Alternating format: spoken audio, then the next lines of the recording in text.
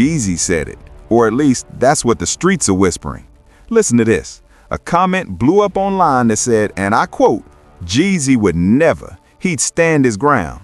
And the moment those words hit timelines, right after Gucci Mane got kidnapped and robbed at gunpoint in a Dallas studio, the culture collectively froze. Hold up. Whether Jeezy actually said it or not, whether it was a fan hyping him up or the man himself, those words hit different when you understand the history.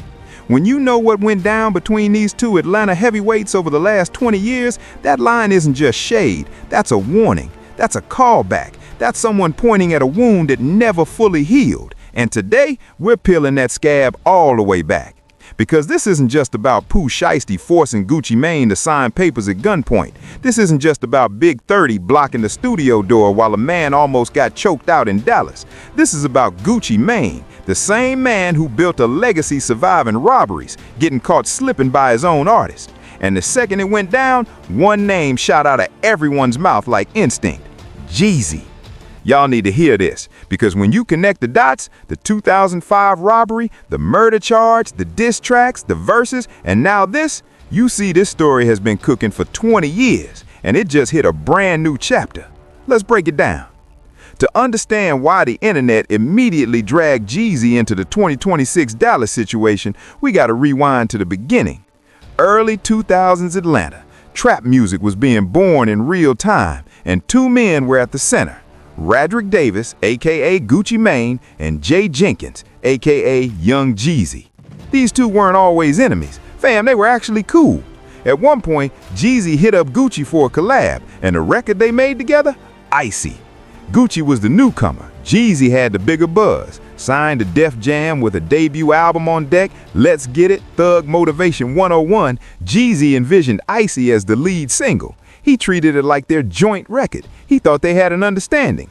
But Gucci Mane took Icy, the same track, and used it as the lead single for his own debut, Trap House, released independently on Big Cat Records. And if that wasn't enough, Jeezy says he never saw a dime, not a dollar. No cap, fam. The man recorded a song expecting it to launch his major label debut and watched it propel someone else's career instead. That's not just a music dispute in the streets, that's disrespect, that's violation. And Jeezy responded the way Jeezy responds, not with lawyers, but with words that hit hard. On his track, Stay Strapped, he dropped a line that wasn't even subliminal. He basically put a bounty on Gucci's chain, 10 stacks to anyone who could snatch it off Gucci's neck if they caught him in their city. Read that back. A bounty on a chain. That's not beef, that's a green light. Gucci heard, and Gucci fired back with round one, literally titled that because he knew this was going to be a marathon. Moreover, the stage was set. Disrespect was now mutual. The threats were public. Two of Atlanta's hottest rising stars had taken a music dispute and turned it into something that looked like it was headed to a place nobody wanted to go. And unfortunately, it did. Now pay close attention. This is where the story stops being about rap beef and starts being about real-life consequences. May 2005, Gucci Mane is at a woman's house. Some reports say it was a stripper spot, just chilling, when 4 men break in. They didn't come to chat, they came to rob him. They start assaulting him, hands all over him in his woman's house. Yet Gucci didn't fold. He grabbed his pistol and started shooting. One of the men, Henry Lee Clark III, aka Pookie Lock, got hit, and he later died from those injuries. His body was eventually found buried behind Columbia Middle School in Decatur, Georgia. And here's the part that set the streets on fire. Pookie Lock wasn't just some random dude. He was signed artist on Jeezy's label, Corporate Thugs Entertainment, one of Jeezy's own affiliates. Immediately, questions started flying. Did Jeezy send those men? Was this connected to the Stay Strapped bounty?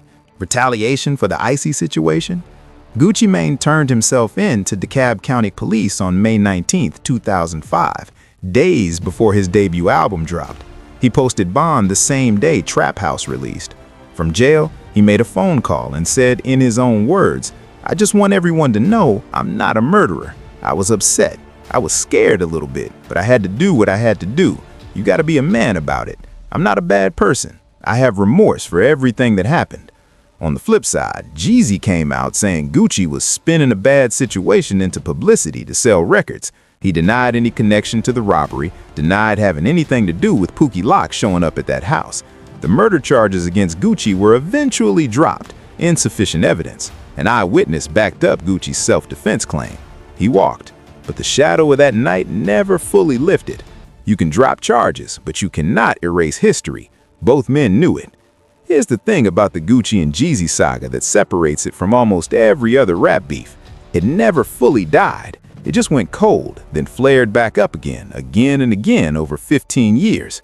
Gucci spent stretches in prison, multiple charges, drug possession, assault, probation violations. By 2014, he got sentenced on federal firearms charges, didn't get out until 2016. Yet, even behind bars, the beef didn't vanish. It lived in the music.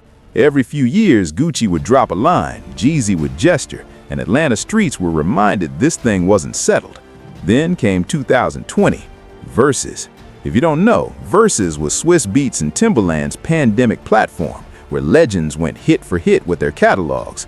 Somehow, they convinced Gucci Mane and Jeezy to face off live in the same room in Atlanta. The culture lost it. People genuinely didn't know if both would show, if something would pop off backstage. These men hadn't shared a room peacefully in years. This wasn't entertainment. It was like two countries agreeing to a peace summit nobody fully trusted. And Gucci came swinging. First song, a brand new Jeezy diss track. Not the classics first. He was there to assert dominance. At one point, Gucci even played The Truth, rapping about Jeezy's late friend, Pooh Shiesty, looking Jeezy dead in the eyes, millions watching online. Jeezy's reaction? He stood, whispered to his manager, tension visible. Yet instead of matching aggression, Jeezy tried to steer toward peace, verbally reached out, tried man-to-man reconciliation. Gucci said they'd keep it G, then went back to doing Gucci. Later, they performed Icy together on stage. The crowd went wild. Tears, screams, it felt monumental. For a second, it looked like maybe, just maybe, this 20-year war could end. But here's what people forget. A Versus performance doesn't erase a murder charge. Performing doesn't erase a bounty on your chain. Two men can share a stage and still carry the weight of everything between them. That said, when Gucci got robbed in Dallas in January 2026, Jeezy's name popped up within hours. Not because anyone had proof, but because the muscle memory of that history is so deep, so embedded in Atlanta rap culture, that anytime Gucci Mane lands in a violent situation, minds snap right back to May 2005. And that's not nothing. That's 20 years of unresolved energy still vibrating. All right, fam, let's break down the 2026 robbery the way it actually went down, because the details are wild and you need the full picture. January 10th, 2026, Gucci Mane flies into Dallas, Texas. He's got his head of security with him and two other music industry professionals. The meeting was set up by Pooh Shiesty, one of the artists signed to Gucci's 1017 Records label since 2021. Pooh had only been out of federal prison since October 2025, serving 3 years on a gun charge out of Miami. Gucci Mane actually celebrated his release publicly, posted about it, welcomed him home, and that's important because what happened next is as cold-blooded a betrayal as you'll find in this industry. The meeting was supposed to be about Pooh's recording contract. He was unhappy with his deal and wanted out. Normally, that's lawyers, negotiations, a buyout, the business way. But shortly afterward, it became clear Pooh wasn't going the business route. The studio opened around 3:15 p.m. 8 co-conspirators, let me repeat, 8 additional people, traveled from Memphis to Dallas specifically for this. This was coordinated, this was planned. Around 3:40 p.m., all 9 entered the building and made their way to the control room, where Gucci and his team were watching a football game. Gucci, sensing something off, told Pooh they could reschedule the session. Pooh asked to speak privately in the recording room. Gucci went in. Inside were Pooh Shiesty, his father, Lantrell Williams Sr., and rapper Big 30, whose real name is Rodney Wright. And that's when it popped off. Pooh pulled out contract termination paperwork and told Gucci to sign. Gucci refused. Then Pooh reached into a bag, pulled out what prosecutors describe as a black AK-style pistol, pointed it at Gucci, and demanded he sign. Gucci signed, yet they still didn't let him leave. Meanwhile, outside, the other 6 were pulling guns on the remaining victims.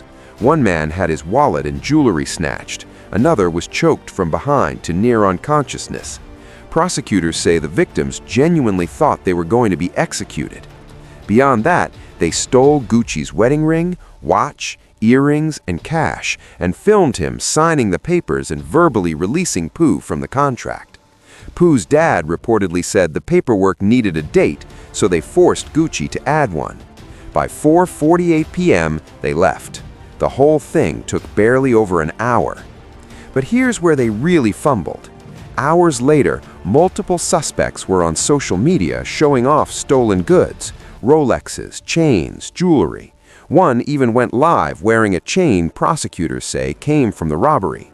They left a digital trail so obvious that federal investigators basically got a gift-wrapped case. Pooh's ankle monitor placed him on the scene.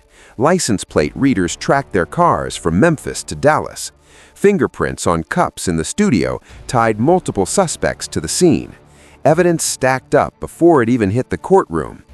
8 of 9 were arrested on April 1, 2026. The 9th, Terrence Rogers, was picked up by FBI Atlanta shortly after. Every single one now faces federal kidnapping charges with maximum life sentences.